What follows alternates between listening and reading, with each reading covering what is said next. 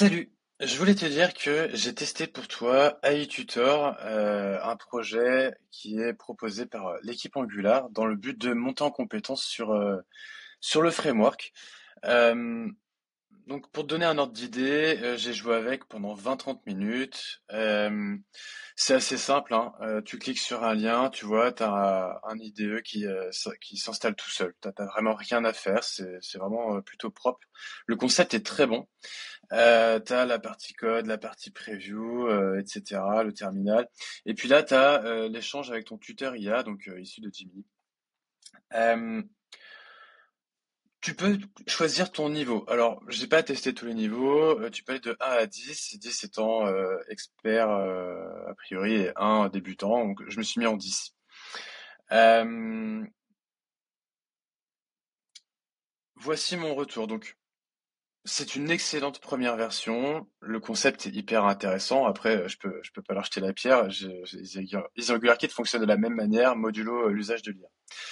Euh, Malgré tout, je pense que ça me conforte dans le fait que je vais pas utiliser l'IA dans Easy AngularKit parce que j'ai relevé quand même des points assez problématiques. Alors pas forcément pour des niveaux 10, même si en fait c'est juste relou, mais pour des développeurs juniors, je pense que ça peut être problématique. Euh, voilà un petit peu ce que j'ai relevé. Donc, je me suis mis au niveau 10. J'ai joué avec pendant 20-30 minutes à peu près. Euh, Au tout début, bon, le truc est assez simple. On nous demande de jouer avec des boutons, etc. Donc, vraiment, même en niveau 10, en fait, on commence au niveau le plus bas. Donc, c'est pas c'est pas très intéressant, mais pourquoi pas? On va dire que c'est une V1 et que ça permet de commencer par quelque chose. Mais du coup, je sais pas par quoi passent les débutants, mais si c'est la même chose ou pas, je sais pas.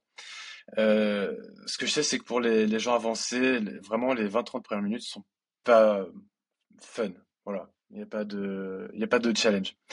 Euh, Au tout début, il demande à ce qu'on crée des modèles de données. Et moi, j'utilise des types plutôt que des interfaces pour faire ça. Eh bien, il me corrige en fait. Il veut pas que j'utilise des types. Il me fait une review et considère que je devrais utiliser des interfaces. Ce que je trouve dommage parce que je considère que c'est pas vrai et que ça fonctionne pareil. Donc, au pire, il pourrait juste noter, bon, je vois que vous utilisez des types, ok, c'est pas grave. Mais non, en fait, il insiste pour changer. Donc, je vois pas trop l'intérêt. Voilà. Enfin, nulle part, c'est écrit qu'il faut utiliser l'interface pour les modèles de données. Et plutôt, moi, j'aurais tendance à dire le contraire. Mais voilà. C'est un avis, c'est une religion, je pense. Je sais que là-dessus, il y a beaucoup de débats.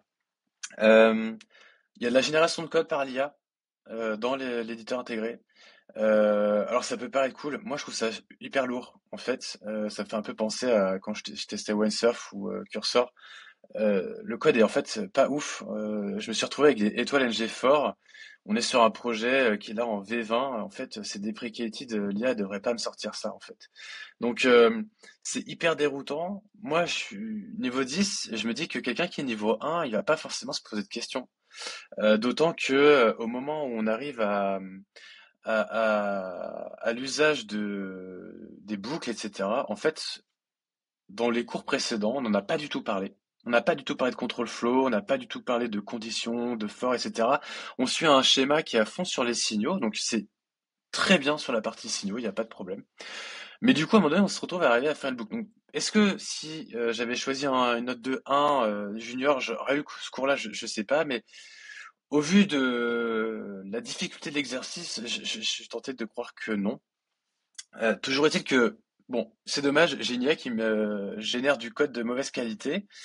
Euh, et pire, en fait, c'est que à des moments, elle va me générer du code valide. Et du coup, mais il n'y a pas à réfléchir, en fait. Et du coup, on retient pas. Enfin, ok, là, j'ai pas besoin de retenir parce que c'est des sujets que moi je maîtrise, mais je me dis que écrire les choses, c'est un moyen pour retenir, etc., etc., réfléchir aux choses. En fait, là, il m'a donné l'exercice, je me suis mis dans l'éditeur de code, j'ai mis mon curseur, bam, il m'a proposé la ligne. Enfin, du coup, c'est cool, ça prouve que l'IA peut être efficace, même si j'ai vu précédemment que pas tout le temps. Mais à côté de ça, il y a ce petit côté, en fait, je vais rien retenir, en fait, si l'IA me génère tout pour moi. Donc je me dis que pour des juniors, en fait, c'est pas franchement un outil adapté. Il faudrait pas que, ou au moins pas par défaut, que l'IA génère du code parce que en fait, il faut que la personne puisse retenir ce qu'elle fait. Il faut que ce soit elle qui le fasse si elle veut retenir. Moi, ça me paraît fondamental d'un point de vue pédagogique. Euh, donc, ça me conforte que sur Easy AngularKit, je ne ferai pas en sorte d'intégrer d'outils IA dans la partie édition de code, puisque moi, je serais de la religion de ceux qui pensent que pour apprendre, il faut faire soi-même avant d'être capable de jouer avec une IA pour la laisser jouer, en fait. Voilà, moi, je considère que c'est comme ça qu'il faut apprendre. Donc, là, ça va être toi et ton approche. Voilà, donc ça, c'est propre à chacun. Sache que sur AngularKit, tu seras obligé de coder si jamais tu choisis ce support pour apprendre. Par contre, si tu es plutôt IA first, bon, bah ça, ce sera plutôt un bon outil pour toi. Même s'il faudra être très vigilant sur la qualité du code parce que voir du code déprécié généré, c'est quand même un peu gênant. Comme je le disais, on demande à un moment donné de faire une boucle, bah, c'est celle-ci d'ailleurs, mais à aucun moment on n'a parlé de contrôle flow au préalable. Donc je pense que là-dessus, il y a un enchaînement en fait dans les leçons. Alors, est-ce que je l'ai pas eu parce que je me suis mis niveau 10? Je sais pas. Euh, mais je trouve que malgré tout, au vu de ce qu'on m'a demandé de faire avant, ça m'aurait pas paru déconnant d'avoir ça comme information parce que bon, finalement. La difficulté n'était pas très élevée sur le reste, donc j'aurais très bien pu avoir au moins un petit cours là-dessus. Je pense que ça aurait pas été de trop. Ensuite, on est tombé sur un truc hyper intéressant. On sent qu'en fait, elle est programmée pour avoir certaines réponses, en fait. Et c'est là où ça me gêne un peu. C'est que donc, on est sur un exercice qui est simple, vraiment simplissime. En gros, on a des boutons, on switch sur des recettes. Et à un moment donné, donc, on doit nous créer des boutons pour incrémenter, décrémenter un nombre de portions de la recette. Et évidemment, ça doit mettre à jour les quantités par rapport aux ingrédients fournis en instant. Donc moi, je me dis, bah, la solution la plus simple, en fait, c'est d'avoir dans ma ligne d'affichage ici directement le calcul ici. Je trouve ça, pour le coup, hyper lisible, hyper compréhensible. Il n'y a rien de sophistiqué dans le TypeScript, il n'y a rien de plus à ajouter. Euh, Perso, au vu de ce qu'on me demande, je trouve que c'est la meilleure solution. Donc je soumets, et là il me propose autre chose, parce que je pense que l'exercice a été tourné comme ça, où en fait il me dit non, non, en fait ce qu'il faudrait c'est avoir un signal computed qui prend les recettes, les portions, et fait les calculs pour tout mettre à jour en instantané. Et donc il considère que je devrais rajouter tout ça dans mon code TypeScript et retirer ici le calcul, le mini-calcul. Donc, ce qu'il propose est évidemment correct. Ce que je propose est correct.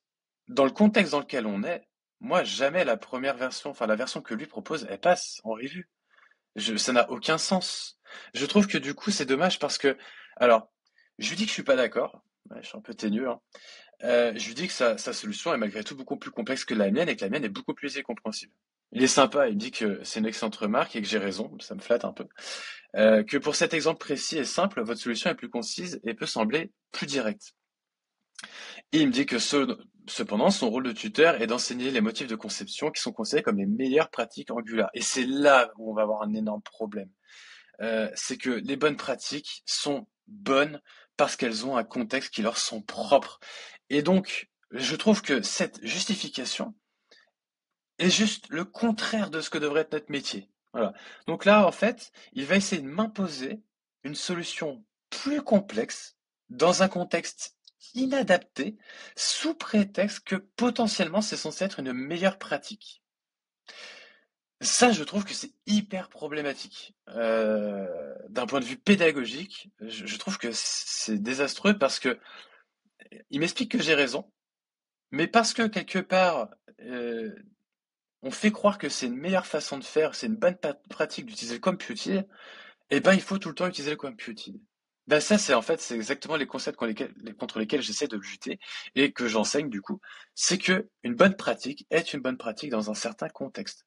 En fait, mon problème, là, c'est que à ce stade de l'exercice, il aurait dû accepté ma solution qui était la plus simple, la plus lisible et clairement la plus propre, hein. Ok, on met pas de calcul dans les templates, mais enfin là, je pense que somme toute, c'est très facile à s'y retrouver, hein. Surtout au vu du contexte. Par rapport à ça, qui est quand même beaucoup plus compliqué à lire. Donc là, il me fait tout un laïus sur le computed, etc. Et il me dit que par rapport à des choses, en supposant qu'on complexifie un peu le truc et tout. Mais dis-moi, il n'y a pas de problème en fait. Tu me sors une étape V2, V3, V4 pour augmenter la difficulté de l'exercice et dans lequel il va falloir que je réfléchisse à mettre ce genre de choses en place. Là, ça me paraît hyper pertinent. Mais pour moi, du coup, là, le parcours est beaucoup trop rapide et malheureusement, je pense que ça va être un désastre pédagogique.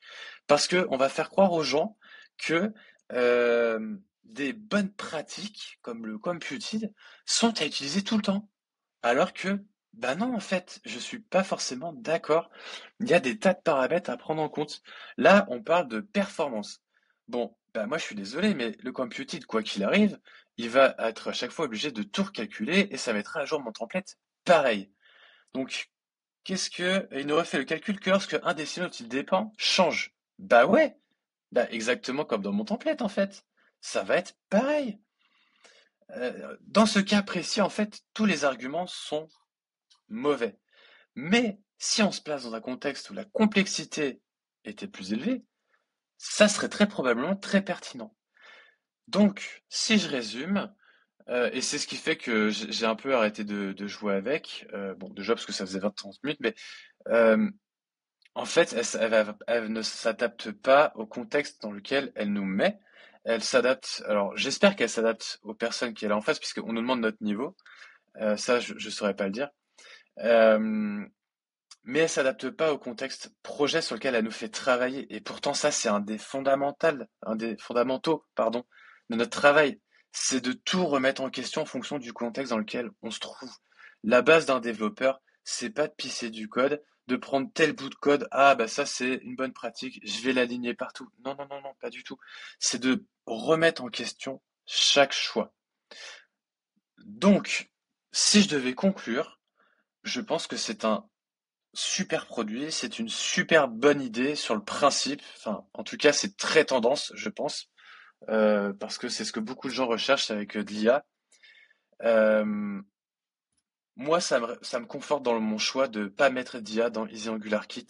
C'est-à-dire que Easy Angular Kit, globalement, tu as tout pareil, sauf qu'en fait, là, tu as ton cours et ton exercice, mais sans interaction avec l'IA. La seule chose, c'est que tu as à disposition des vidéos pour t'aider et la correction. Mais pour le coup, je trouve que euh,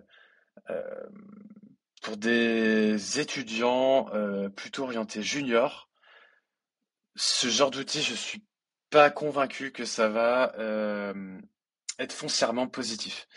Euh, Peut-être pour des profils plus intermédiaires, ça pourrait être intéressant, mais dans ce cas-là, il va falloir que l'IA fournisse du code de meilleure qualité et soit plus ouverte sur les solutions proposées.